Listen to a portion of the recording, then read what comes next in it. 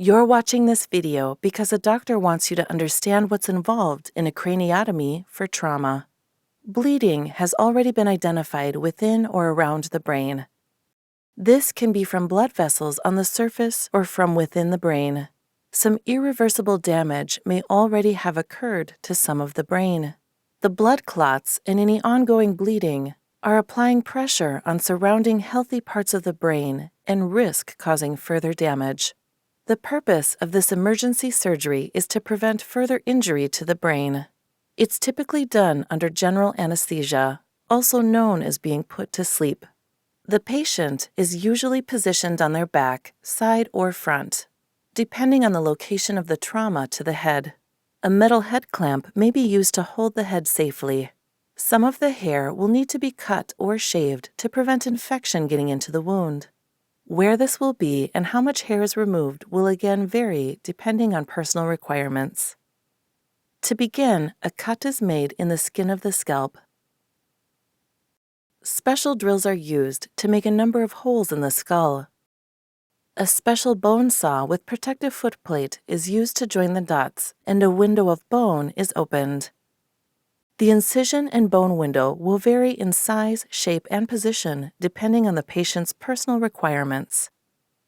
The tough lining around the brain, known as the dura, is then opened to reveal the brain.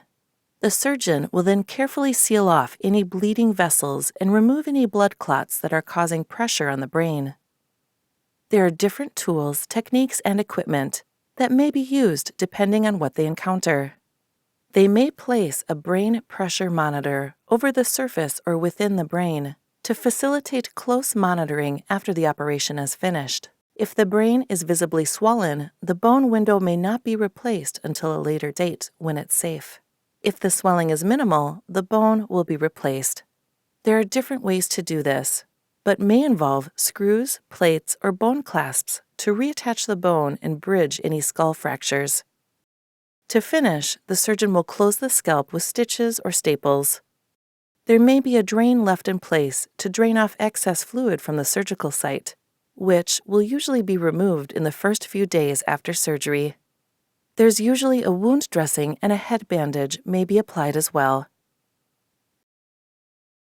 Please ask the neurosurgical team for a personalized post-operative plan after the procedure is finished.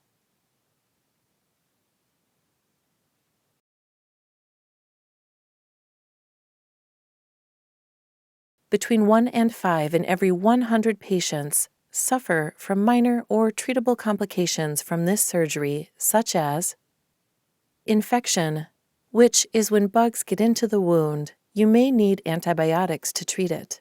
Bleeding or bruising. You may get a black eye if the bruising travels downwards. This usually resolves on its own over a few weeks.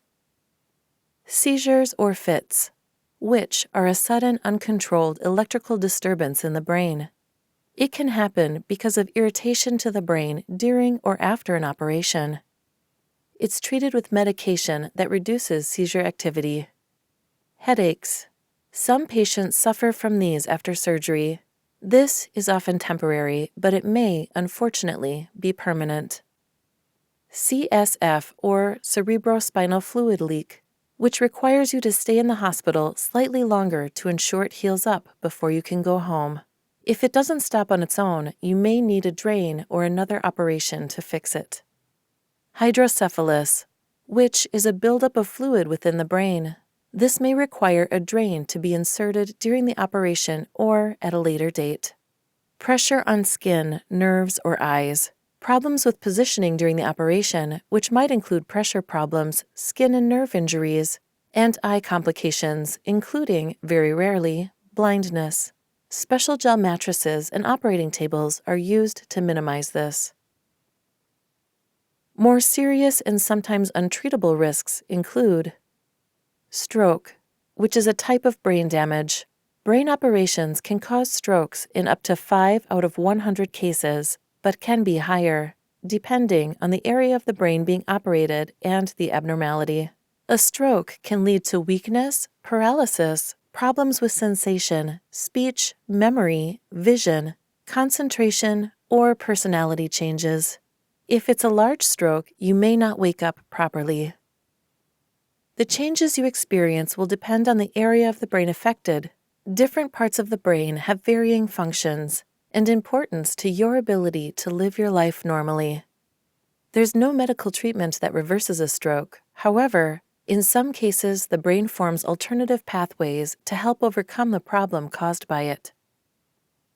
If you suffer a stroke, you may require a prolonged period of rehabilitation at a rehab center or even at home. It may significantly affect your ability to work and live your life fully. Medical or anesthetic complications, such as blood clots in your legs or lungs, which may affect your breathing, heart attack, and other medical or anesthetic problems can occur.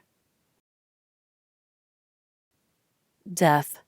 Rarely, death as a result of damage to major blood vessels or vital brain structures. If one of these uncommon risks turns into a complication, extra procedures may be required, such as blood transfusion or further surgery. The contents of this video are a general depiction of this procedure and the risks involved. It's not necessarily accurate for your personal situation. Information specific to your individual circumstances is listed in the written consent information sent to you by your healthcare team.